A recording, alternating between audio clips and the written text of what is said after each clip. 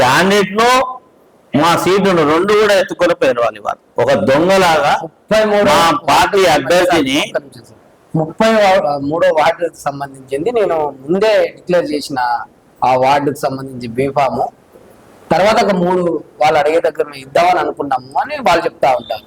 ఇప్పుడు వారు ఒక పుస్తకం పెట్టుకొని డైరీ రాస్తారు, డేట్ తో సహా ఉన్నది. మేము ఇచ్చినటువంటి 13 వార్డుల్లో 33 ఉన్నది. 33ను అర్బనపల్లిలో ఇదే వేమనరేందర్ రెడ్డి గారు మీకు వాళ్ళకి ఇచ్చేయని చెప్పాడు. మళ్ళీ 31వ తారీఖు నాడు 31 నాడు ఇచ్చేస్తామని చెప్పారు, 1వ తారీఖు నాడు ఇచ్చేస్తామని చెప్పారు. ఇవాళ 33 గురించి మాట్లాడదు. అబద్ధాలు మాట్లాడడంలో వాళ్ళు దిట్ట కావచ్చు, కానీ అబద్ధాలు వెంటనే దొరికిపోతాయి. అబద్ధాల పుట్టలు వాళ్ళు ఇవాళ ప్రజల్ని మోసం చేస్తున్నారు, రాజకీయ పార్టీని మోసం చేస్తున్నారు, సొంత సోదరుని మోసం చేసినటువంటి వాళ్ళు మమ్మల్ని మోసం చేయకుండా ఉంటారా మీరు ఆలోచన చేయమని అడుగుతాను.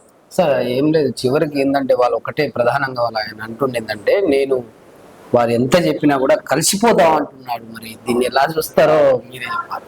మీరు ఇప్పుడు తిట్టినట్టు మాట్లాడినా తను కోసినట్టు మాట్లాడినా మేము కలిసి వెళ్తామంటున్నారు ఎమ్మెల్యే గారు. అంటే ఎట్లా సాధ్యపడుతుంది? వారు కలిసిపోవడం అంటే ఏంటిది? సన్యాసుల్లాగా మేము ఒక స్థానం కూడా పోటీ చేయకుండా ఆయనకు జీహుజూర్ అని ఆయన దగ్గర పోతే కలిసిపోవడమా?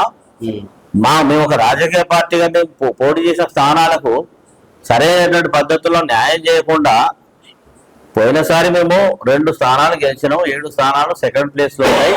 అది 50 ఓట్ల తేడాతో ఓడిపోయినటువంటి 7 స్థానాలని న్యాయబద్ధంగా ఎవరైనా ఏం ఆలోచిస్తారంటే పోయినసారి అంత తక్కువతో ఓడిపోయారు కాబట్టి ఇందులో ఇవ్వాల్సిన న్యాయమే అని ఎవరిని అడిగినా చెప్తారు, చిన్నపిల్లగారిని అడిగినా చెప్తారు ఈసారి ఆ సింపతితోడు గెలుస్తారని. కానీ వాటికే గండి కొట్టి 26 వార్డును గండి కొట్టిండ్రు, 29 సిపిఎంకి ఇవ్వాలని చెప్పిండ్రు, ఇచ్చేసినాం.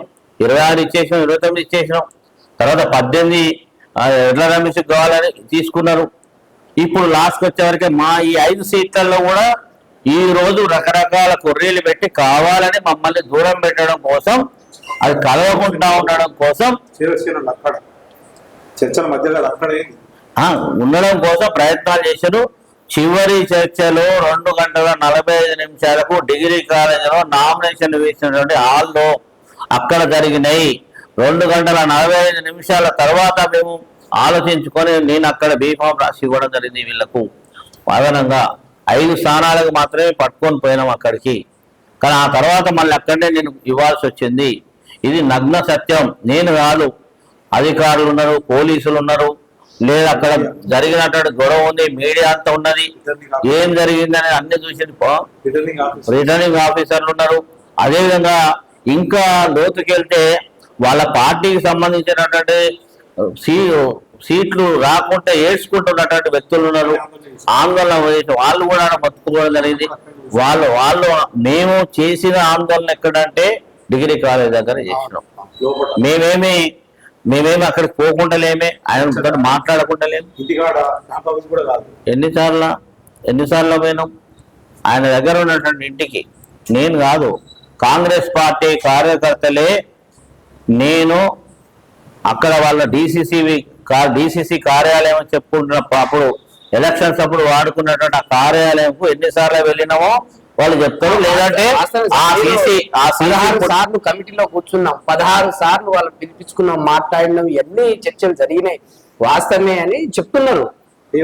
మరి ఇది వాస్తవమే. అవన్నీ జరిగిన తర్వాత మేము 15 స్థానాలు అడిగినాం. మరి ఏమడిగినాం? సిపిఐ సిపిఎం 2 కలిపి 5, 10 ఒకటే విషయం ఇప్పుడు కూడా నేను చెప్తున్నా, 4 ఇచ్చిన వాళ్ళు 1 అదనంగా ఫ్రెండ్లీ కాంటెస్ట్. ఓకే, మాకు సంబంధం లేని విషయమైనా అది తప్ప ఒప్ప వాళ్ళు నేర్చుకుంటారు. రెండో విషయం నేను అడుగుతున్నా, నిన్న పత్రికలకు అన్నిటికీ సాక్షి పేపర్ చూడండి, మా వార్డులు ఏమేమి కేటాయించారో అది వాళ్ళల్లో స్పష్టంగా కాంగ్రెస్ పార్టీకి సంబంధించినటువంటి ఎమ్మెల్యే చెప్తే రాసుకున్నది. అది ఓకే, మేము కాదు చెప్పింది. సిపిఐ కేటాయించిన స్థానాలు ఏంటో చెప్పారు, మేము ఒప్పుకున్నాం, మేము పోయినాం. వేమనరేందర్ రెడ్డి గారితో రాత్రి మాట్లాడడం, 5 స్థానాలకు ఒప్పుకోమన్నాడు, 5 స్థానాలకు ఒప్పుకున్నాం, వెళ్ళినాం. వాళ్ళ ఉపసంహరణ కోసం వెళ్ళినాం. ఉపసంహరణ కోసం వెళ్తే మళ్ళీ చర్చలు మొదలు పెట్టిండ్రు. 2 గంటల 45 నిమిషాల వరకు చర్చలు మొదలు పెట్టిండ్రు. ఉదయం నుండి 2 గంటల 45 నిమిషాల వరకు నరక యాతన ఒక కమ్యూనిస్ట్ పార్టీని సిపిఎం ఈ రాష్ట్రంలో చేతులు కలిపి మరి ఇదేంటిది ఆ, 5 స్థానాలే మేము ఇప్పుడు చెప్పేది 5 స్థానాలే కదా మేము కూడా 5 స్థానాలే చెప్తున్నాయి. ఉన్నాయి ఆ పేర్లు కూడా ఉన్నాయి, అదే వార్డుల పేర్లు ఉన్నాయి, వార్డుల సంఖ్యతో పాటు పేర్లు ఉన్నాయి. ఈ 5 స్థానాలే మేము చెప్తున్నాం. 4 36 వార్డు ఫ్రెండ్లీ కంటెస్ట్ అంటే కూడా పెరుగు కుమార్ అక్కడే అడిగి ఓకే అన్నాం. ఓకే. ఇవన్నీ అబద్ధాలైతే ఒకవేళ దేవుడిని నమ్ముతారా కాలాన్ని నమ్ముతారా, దానికి కావాల్సిన శిక్ష అయితే ప్రజల నుంచి వస్తుంది. ప్రజలైతే పిచ్చోళ్ళేం కాదు. మేము అబద్ధాలు చెప్తే మమ్మల్ని శిక్షిస్తారు, వాళ్ళ అబద్ధాలు చెప్తే వాళ్ళని శిక్షిస్తారు. ఖచ్చితంగా శిక్ష అనేది ఇద్దరిట్లో ఎవరో ఒకరు ఈ ఎన్నికల్లో అనుభవిస్తాం. Okay, thank you.